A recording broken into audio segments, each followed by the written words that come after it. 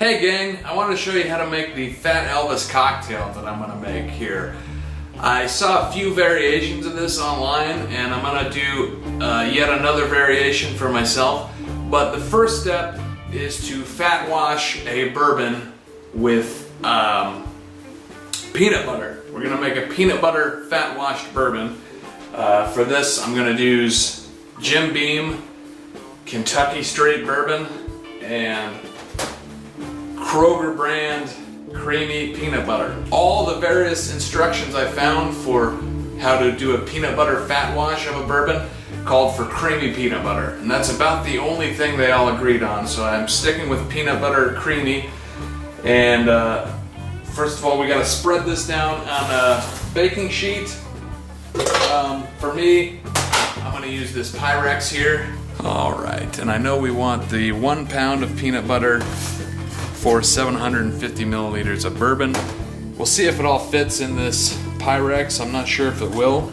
Among the different directions of how to fat wash a bourbon, most people, I think, said use all natural peanut butter. But some of them said to drain all the excess oil before you start to this step, and some said mix in all the extra oil. I was thinking it's probably the oil is what's going to do the actual fat washing. So I didn't want to drain any excess away, but I didn't want to worry about getting all this oil in the bourbon that I wasn't going to be able to remove. So I ended up going with this just plain Kroger brand peanut butter, which some people said they have used. Fat wash is where you let the spirit sit with a fat, bacon fat, duck fat, butter, sesame oil over a period of time. Usually in the freezer, sometimes room temperature, but usually in with freezing at least, because when you freeze it, the lipids will rise to the top and you can easily separate them. But the flavor of the lipid will be ingrained in the spirit. I guess something about the alcohol molecule really holds on tight to the flavors of a fat. And I know one of the most important parts about fat washing with peanut butter is the surface area of how you're laying this down. I think most people I saw use the bigger tray than this. So what I'm going to do is score it a little bit. Just like this. This is an idea I came up with myself, but you can see, theoretically, this is going to increase the surface area of peanut butter. Now we're just going to add in this Jim Beam. I tried to find the Elvis's favorite bourbon. Figured that would be something you could Google. I guess Elvis himself didn't actually drink that much. So there you go. He definitely took a lot of pills though. I know that. And he ate a lot of peanut butter, banana, bacon sandwiches. So that's why this cocktail is the Fat Elvis. And don't throw this bottle away. Even though it's empty, you might want to strain your bourbon back in here in a couple of days. Now, a couple people mention online when you talk about a fat washed with peanut butter bourbon that the peanut butter flavor was fairly mild. And I did see one comment where a guy said he soaks roasted peanuts in his bourbon for a few days, and that has a more powerful peanut flavor. And I know some people recommend, if you're going to do that, to get raw peanuts and roast them yourself and all that, but I do have some Planters pre-roasted peanuts around, so I figured I would just pour a few of those in here to possibly beef up the peanut flavor of this bourbon. Now, all the instructions I saw for a peanut butter fat wash bourbon said to cover in saran wrap at this point. The reason I use this Pyrex though is because it has a lid that fits right over it. So I'm just going to put that on.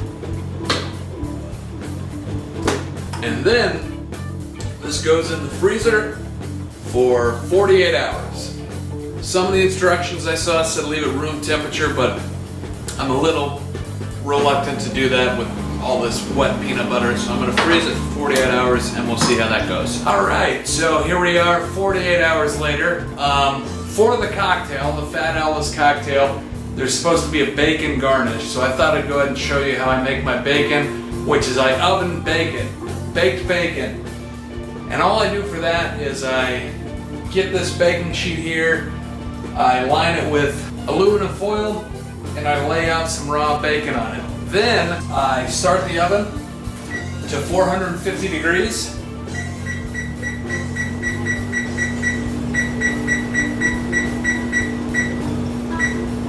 And I start a timer for 17 minutes.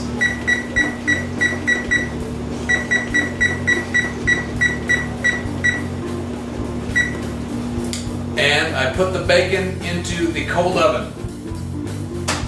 I don't wait for it to preheat.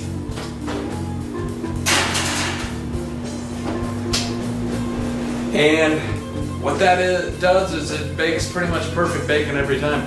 17 is great for regular bacon. This is thick cut, so it might take a little longer, might take 20 minutes or more. You just have to take a look every now and then. It will burn pretty quickly once it's done. It'll go from looking mostly raw to burnt in just a matter of a minute or two, so you do have to watch it after this dings at 17. Now, I want to try to strain our peanut butter bourbon from 48 hours ago. So let's see how that turned out. Gotta try not to spill any of this. All right, let's take a look. Smells mostly like bourbon. All right, now please excuse the dirty dishes on this side of the sink. I'll try to block them a little bit. I've got a strainer, or is this called a sieve, maybe? And I've got a cheesecloth, and I've got my measuring cup. I'm going to place the sieve inside of the cheesecloth, place the cheesecloth inside of the measuring cup, and I'm going to see how well I can pour the bourbon into it. Try not to spill a ton of it. All right, let's see how this goes.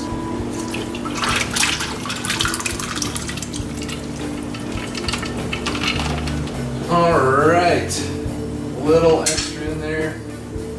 Okay, now this is going to be very hard to clean because it's got peanut butter and peanut butter oil all over it, but looks like we came up with some whiskey. So now I'm going to try to funnel this into the whiskey bottle that it came in.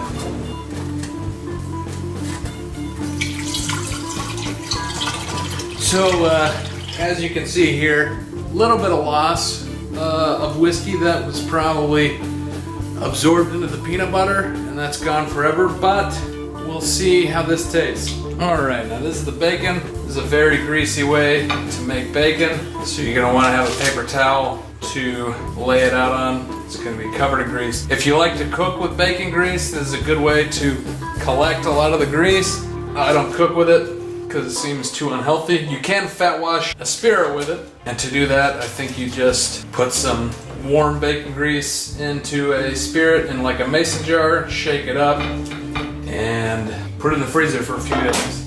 Alright, for the Fat Elvis cocktail, we are going to use 1.5 ounces of our peanut butter bourbon. We are going to use 3/4 of an ounce of Dubuchet banana liqueur. I guess there's a few banana liqueurs on the market. I did go to Benny's Liquor Warehouse in Lincoln Park, and this was the only banana liqueur I could find. So I hope you might have better luck than I do, but this was all I could get my hands on without special ordering somewhere. And then we're gonna do 2 dashes of chocolate bitters, which I have the Fee Brothers here.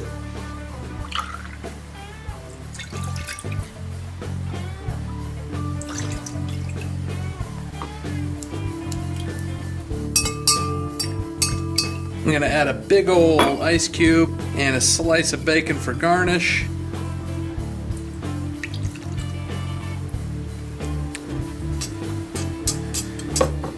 Serve it up. That is our drink.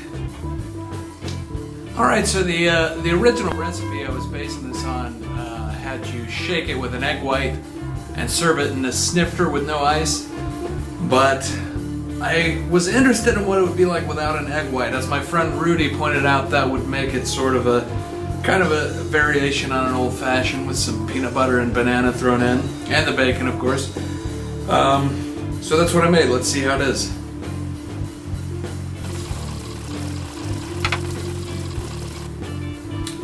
It's pretty good, I gotta say. If you like peanut butter and banana and old fashions, I guess this is good. Somehow the sweetness of the banana liqueur is actually bringing out more of the peanut butter flavor than when you just drink the bourbon straight.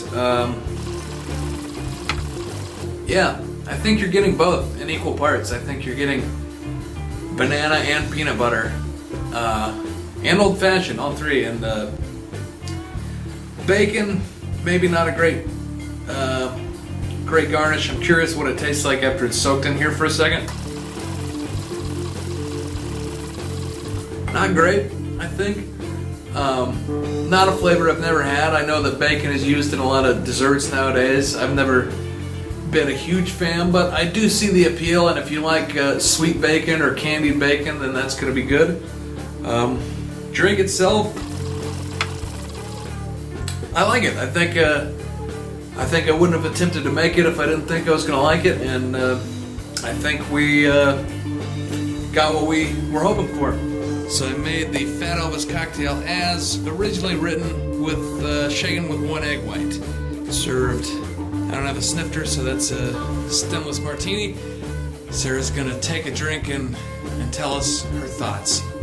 It smells like peanut butter. It's interesting. It's very, I can really taste the whiskey. Can't really taste any banana. Really? Maybe on second sip. Can you taste peanut butter?